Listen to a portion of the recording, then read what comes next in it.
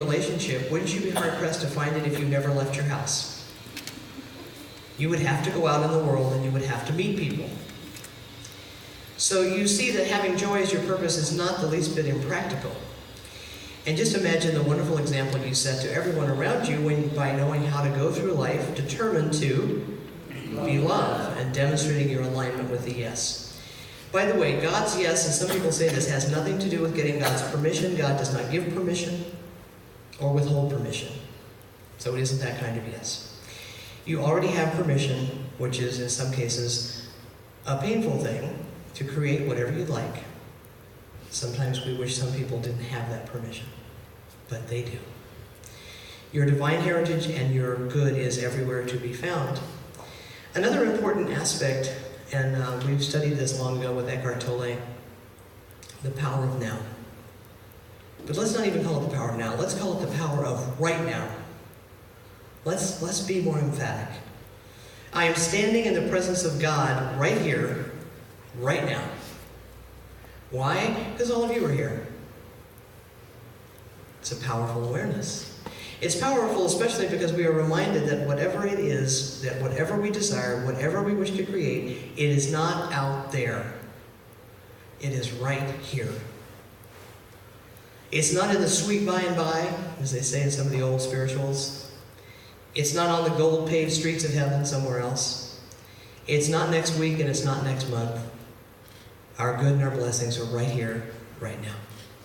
Our truth is our truth, not what we hope, but what we know. Another wonderful affirmation from Catherine Ponder is this one. She says, divine love, expressing through me now, draws to me all that is needed to fulfill all my desires and make my life fulfilled right now. Is it possible that your life could feel unfulfilled tomorrow? Possibly. Can you do anything about that in advance? No. But you can feel good right now. Not tomorrow, not eventually, but now. And another one I mentioned last week was, everything prospers me now. That could be the hard things or the easy things. You choose what effect they will have. Another good one, the prospering power of God in me, through me, and as me prospers my life right now. Feel the power of that. Don't you want to wake up? Because you have to be awake right now to hear it. One more element in aligning with God's yes is the mental work. And again, how do you get to Carnegie Hall? Practice. Catherine Ponder said, you will find that working out the mental concept of your desired good first, the outer steps will then begin to unfold. That it's in here, and it's in here that you decide what you're going to create. The more you turn your mind, she says, in rich directions, the less you seem to have to exert undue human effort to produce results. Have you ever thought some people have it super easy? They want something and boom, things just start to happen? Well, they have a very clear mental picture of what they would like to create. H. Emily Cady said, doing is secondary to being. So I'm not telling you that you must go out and do every single possible thing you can do from a physical action standpoint to make something happen. First, I need you to start there. Just start there. Yes, we must do things, we must take actions, we must make choices, but not at random. Have you ever done the run around like a chicken with the sky is falling and because you're just scared and you're panicking over things? How effective are you in those moments? No. You make a plan and you deal with whatever it is. So we don't do it without focus, faith, and trust. We use our imaginations to create. Now, how many of you have ever done a treasure map? It's kind of a tool where you put things that you'd like to manifest. You get pictures of them and you kind of focus on them. And that's another tool that people use. But again, if you stick the thing on the treasure map and your next thought is, of course, I'll never be able to afford that, is really not very helpful. The mental work also includes dealing with contradictory, countering thoughts like, but I can't afford it. That can't happen. I'm not strong enough. I'm not rich enough. I'm not young enough. Well, now that we're reading our 120 yearbook, we know we have lots of time left to work with this. Don't be the person who lets your thoughts die on the thought, or let your dreams die on the thought of that cannot possibly happen. Example, you affirm for a dream vacation. Just imagine. Pick a place. Dream vacation. Your first thought, oh, I don't know how I could afford that. Immediately, you see the flaw in your thinking. You go, but I'm going to address this flaw in my thinking. And you reaffirm your good. You say, oh, I forgot. My good is everywhere. Oh, I forgot. Spirit is always working in my life. Spirit is working in my life right now. I'm worthy to receive. So every time one of those countering thoughts from the ego, you go, oh, no, stop. But if you don't address that contradictory thought and cancel it out with your mental work, then the manifestation becomes a heck of a lot more challenging. So how important are thoughts? There is a story or parable told by a teacher known as Osho this one's about the Hindu heaven. It has very special trees called Kalpa Vriksha. I don't know if I'm saying that right, but they're very special trees. Because when you sit under them, they are known as wish-fulfilling trees. You go sit under the tree, and you say what you want. Whatever you think of is instantly provided. Now, this story is about a living man, because these parables can have anything be true. This is a living man. He's not died. He just stumbles into heaven accidentally. And he's very tired because he's been traveling for a very long time, and he sits down under a tree. And he thought, I'm so hungry. But there's no place here to get food. There's no people. There's no houses. And all of a sudden, out of nowhere, it's always beautiful women who appear with this, but they appear with trays of food. And all kinds of food. He could just stuff himself. And he's so hungry, he doesn't even really think about where they came from. He doesn't care. And after the big meal, he's pretty sleepy, aren't we all, after Thanksgiving dinner? So he lies down on the ground, under the tree, and he says, boy, it's not very comfortable. This ground's kind of hard. If someone would only bring me a mattress. And again, the beautiful women appear. I don't know, maybe if it's women wishing, beautiful guys appear. I don't know, but you just never know. The beautiful women appear with a beautiful bed. It's soft, it's wonderful. They put it under him, and off he goes to sleep. So he still doesn't really give a lot of consideration to where the food come from in the bed. But when he awoke, he's rested. He goes, you know what? There's no one here. There's no one here. Where are those people that brought the bed and brought the food? And he began to get scared. He said, maybe it's ghosts. I bet there's ghosts all around me. Well, a moment later, he sees the wispy shadows of ghosts and skeletons dancing around him, struck him with terror, which would, and he said, oh no, they're going to kill me. And they did. And they did. It's an abrupt ending, but that's the end of the story. Good thing he was in heaven. Right? That's right. It was already there. Although that story, actually, Osho ends it, and the man was never seen again. Whoa. No, if you get killed by people in heaven, I don't know what happens to you. His every thought was made manifest instantly. Can you imagine if every one of your thoughts was made manifest instantly? You can't take it back. And you can't take it back. It's a little scary, but we have a time delay built in, which I think is a really good idea of the universe to make sure that, because we're not enlightened enough. How many of you have had a mean thought this month? A judgmental thought this month? A wanting to get even with somebody thought this month? Susan's like, I'm sorry. Aren't you glad they didn't come true? I know I am. Like if you said to somebody, you go straight to hell.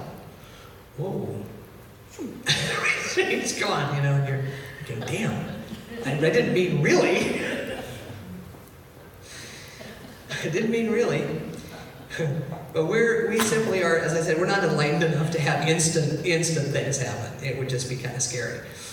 However, that being said, every now and moment we are creating something. What are you creating today? What are you creating with your thoughts? Stop and ask yourself, when you have one of those less than charitable, less than kind, less than peaceful, less than joyful thoughts, what are you creating?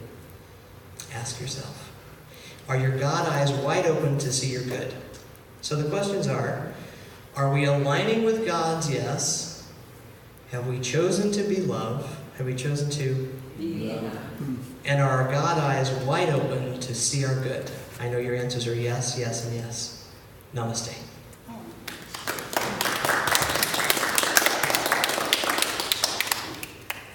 And now if someone would lead the affirmation, please. Volunteers, Joey. There you go. Thank you, sir. And let's all say together, the divine plan of my life is sublime, perfect plan of my life. The plan includes every blessing of peace, health, and plenty.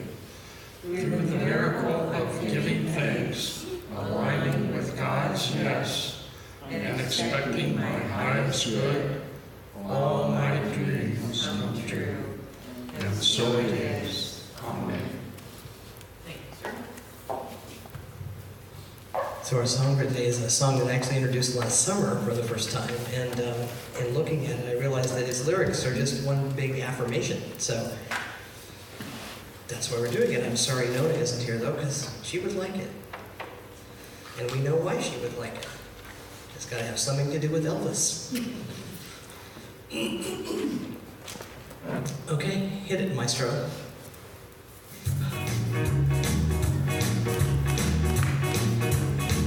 What a wonderful life, this life I'm living.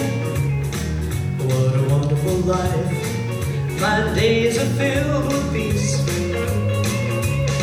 Well, I've got no cares to worry me, and no big bad fears to hurry me. It's a wonderful life, life's good to me. It's a wonderful road, this road I'm traveling. It's a wonderful road, and beyond the hills, well, it may go straighter, it may detour. The one thing that I know for sure, it's a wonderful life, life's good to me. I don't know where I'm going, 'cause wherever I'm going, like the four winds are blowing, I go on. Laughing the day away, loving the day away, till the moon is gone. It's a wonderful life, this life I'm living. What a wonderful life, living the life I love. Well, I've got neighbors and I've got friends, just about anywhere the rainbow ends. It's a wonderful life, life's good to me. I don't know where I'm going, 'cause wherever I'm going, like the four winds are blowing, I go on. Laughing the day away, loving the day away, till the moon is gone. It's a wonderful life, this life I'm living. What a wonderful life, living the life I love. Well, I've got neighbors and I've got friends, just about anywhere the rainbow ends. It's a wonderful life, life's good to me. What a wonderful life, life's good to me. What a wonderful life, life's good to me. Oh yeah. Thank you. Hum that all week and see what happens. It's a wonderful life, life's good to me. Oh, okay, so if I could have my ushers, please.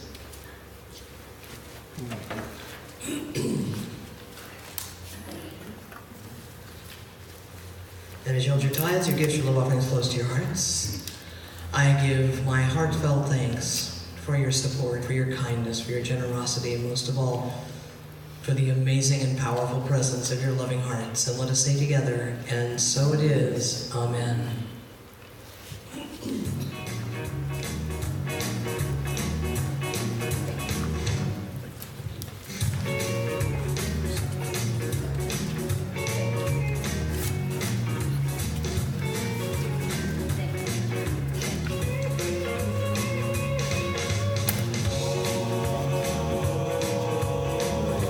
really just can't beat Elvis, you know? I mean, really. It's just too much fun to sing. And now let's just be quiet for a moment. And once again, please bring into mind all those around you, your family, your friends, your neighbors, your fellow human beings who need your loving support right now. Allow that loving support to radiate from your heart center. Feel it flow through your entire body, healing you as it goes and moving out into the world to heal all the wounds to the heart of humanity, because they can be healed and are being healed right now by us and by the power of love.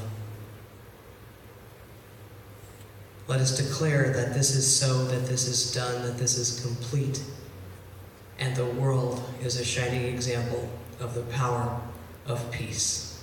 And let us say together, and so it is. Amen. And if you will turn to page 19 in your hymnals, we did that. Oh, we did sing at the beginning of the month to these two, Rick and Russell. But we could all say happy birthday. Happy birthday, Russell. But it's tomorrow. How is it tomorrow? Yeah, but it's nice to do it closer. And what day was yours, Rick? 26. Okay, so we're coming up on yours as well. So let's say happy birthday to him too. Happy birthday, Rick. Okay. Now, page 19 in your hymnals, our most important decision ever.